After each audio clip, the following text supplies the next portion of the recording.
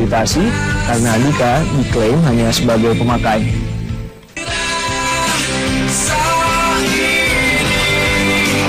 Tidak hanya di Bandung, saudara, pada 28 Februari lalu, Satuan Reserse Narkoba Polres Sleman, Yogyakarta juga menangkap 3 pengedar dan pemakai tembakau gorila. Dari tangan para tersangka, polisi menyita 1 toples tembakau gorila yang siap diedarkan di kalangan pelajar dan mahasiswa.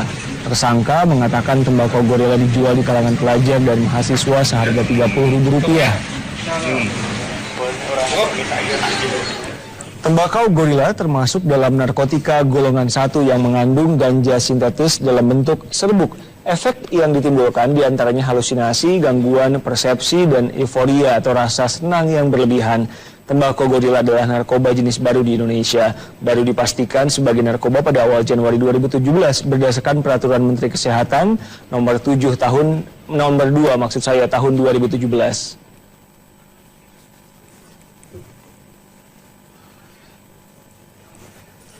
Tidak hanya karena kasus artis yang mengonsumsi tembakau gorila, narkoba ini juga mulai diedarkan di kalangan pelajar dan mahasiswa. Seberapa bahaya tren tembakau gorila di tanah air, kita ulas bersama Kepala Humas Badan Narkotika Nasional, Kombes Slamet Pribadi. Pak Slamet dengan Riko, selamat petang. Ya, selamat petang Riko. Pak Slamet, kita ke kasus Andika terlebih dahulu. Ini hanya memakai atau terindikasi yang lain pengembangannya? Iya, kebetulan yang melakukan penindakan adalah teman-teman dari kepolisian. Mungkin saya bisa menyampaikan dari sisi umum bahwa ini pemakaian jangka panjang akan menyebabkan seseorang menjadi halusinasi. Trennya adalah tren penggunaan, dan ini sudah soal tembakau gorila. Itu adalah tembakau biasa yang dicampur dengan bubuk sintetik kanabinoid, atau bahasa kimianya adalah AB Geminaca, sudah dirilis oleh BNN pada tanggal 25 Mei 2016. Pak Slamet, kalau kita melihat tadi dijualnya di media sosial, misalnya di Instagram, tadi juga dikatakan dikirim melalui ojek, itu begitu mudah peredarannya sepertinya? Atau bagaimana BNN sejauh ini melihat? Ini tidak lepas dari bagaimana para pecandu, para orang yang membutuhkan narkotika, kemudian bagaimana para pedagang secara ilegal, terjadi pertemuan di situ. Jadi antara supply and demand itu terjadi pertemuan di sini. Jadi antara penjual dengan pembeli ini rupanya ngetren, saling membutuhkan. Kita lihat bahwa terakhir ini memang sasaran dari penjual, sasaran strategisnya adalah para pemuda dan remaja, di mana para pemuda dan remaja ini ngetren mereka menggunakan gadget, Android, internet, dan lain sebagainya. Maka ini menjadi masif dilakukan cara-cara penjualan melalui perlengkapan ini. Gitu. Ini asalnya dari mana sih Pak Slamet, tembakau gorila ini?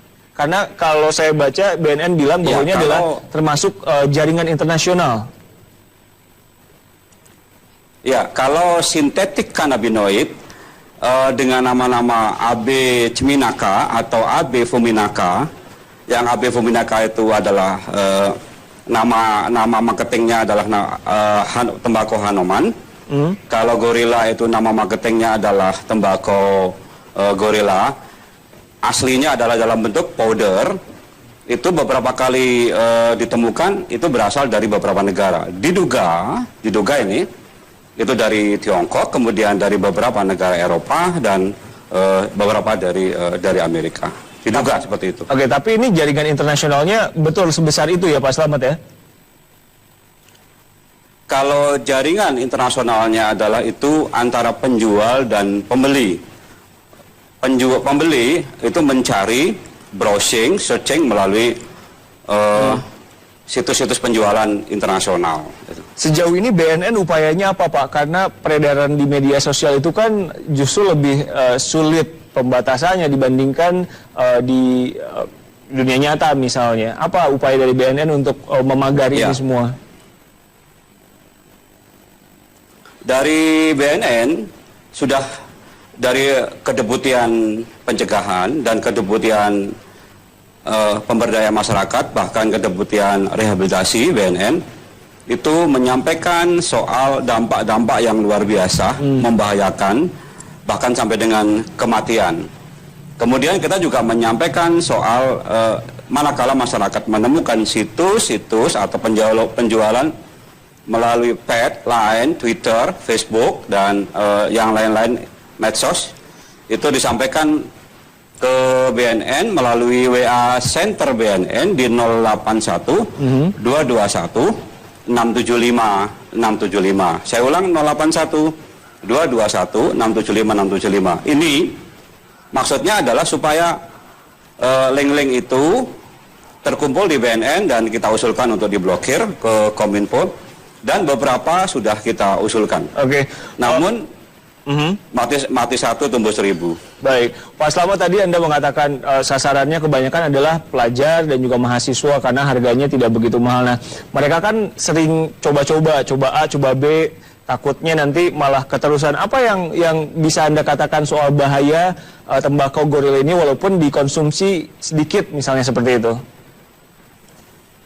Ya, teman-teman dokter BNN yang paham soal psikiatri, yang paham soal kecanduan, itu menyampaikan bahwa efek samping itu bisa gangguan psikiatri, kemudian agresi, cemas, ide-ide bunuh diri, gejala putus zat, kemudian sindrom ketergantungan, halusinogen, bahkan sampai dengan kematian. Saya juga pernah menemui numpang ngetop lah, kalau bahasa kerennya mereka numpang ngetop. Pak Slamet, ini pertanyaan yang warga tentu penasaran. Ini namanya kenapa tembakau gorila sih, Pak? Iya, tembakau gorila, tembakau Hanuman, tembakau super, tembakau sehat, tembakau Ganesha, dan sebagainya. Ini adalah nama-nama top, nama-nama sosial, nama-nama penjualan, supaya mudah diingat. Kalau mereka menggunakan nama kimia, AB Ceminaka atau AB Fuminaka, maka itu akan tidak dikenal. Oke, jadi salah satu hal yang perlu diwaspadai adalah kalau mendengar kata tadi narkoba, gorila, Hanuman, itu bisa jadi narkoba. Nah, terakhir, apa yang BNN lakukan dalam waktu dekat ini untuk menutup jaringan peredaran penjualan tembakau gorila ini pada khususnya, Pak Slamet? Ya, berharap kita kepada masyarakat ketika kita memahami soal narkotika, agar masyarakat juga memahami soal supply and demand. Jadi ketika demand meningkat, supply akan meningkat. Jadi janganlah beli, janganlah pesan, pakailah gadget secara bijaksana. Kemudian yang lain, yang paling bagus adalah orang-orang yang terdekat di kalangan remaja, dekati dia, kemudian cegah dia, jangan biarkan mereka menggunakan gadget secara liar.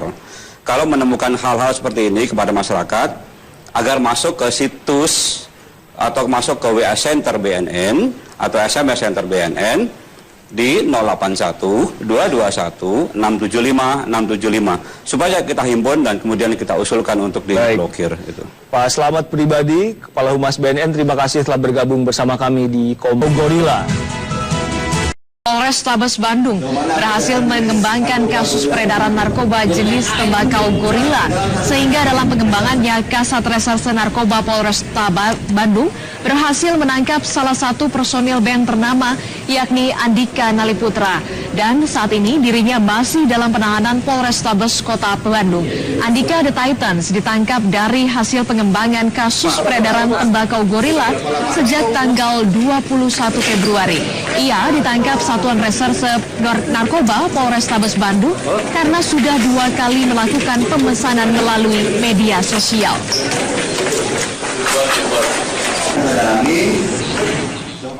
Masih soal narkotika, saudara, usai menembak mati 1 dari 10 pelaku narkoba dalam penangkapan di Jalan Medan Binjai, Sumatera Utara pada Rabu pagi, gerebek sejumlah tempat di Kota Medan dengan hasil temuan 46,9 kg sabu dan lebih dari 3.000 butir pil ekstasi. kasih Pak. Sebanyak 46,9 kg sabu dan lebih dari 3.000 butir pil ekstasi ini disita petugas BNN dari sejumlah tempat di kota Medan. Pasca penangkapan sejumlah anggota bandar narkoba di Jalan Medan Binjai, Medan, Rabu pagi. Narkotika yang diduga diselundupkan dari Tiongkok ini diperoleh pelaku dari Aceh dan akan diedarkan di sejumlah kota di Sumatera.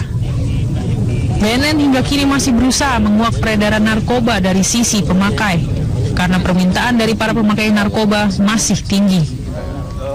Kita ini, kami terutama dari Deputi Pemberantasan adalah penindakan dan penegakan hukum untuk menghentikan supply.